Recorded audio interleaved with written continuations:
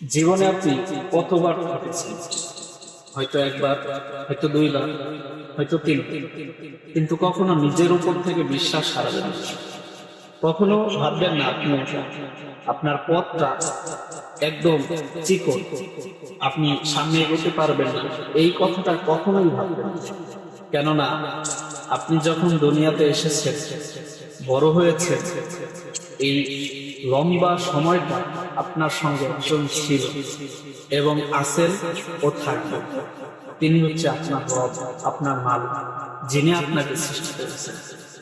একটা কথা কি জানেন, আপনি যখন দুনিয়াতে এসেছেন তার 50,000 বছর আগে আপনার রিজিক বেরিয়ে গেছে।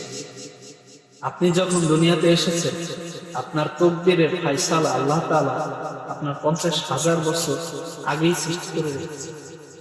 আপনি কি করবেন, কি খাবেন, কোথায় যাবেন, কিভাবে বড় হবে, সবকিছু আল্লাহ সুবহানাহু ওয়া তাআলা নির্ধারণ করে রেখেছেন।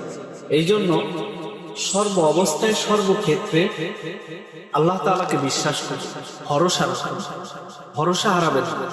যখনই ভরসা হারিয়ে ফেলবেন, তখনই আপনি শয়তানের ধোঁকায় পড়বেন, আর শয়তানের ধোঁকায় পড়লেই আপনি হবেন পথভ্রষ্ট।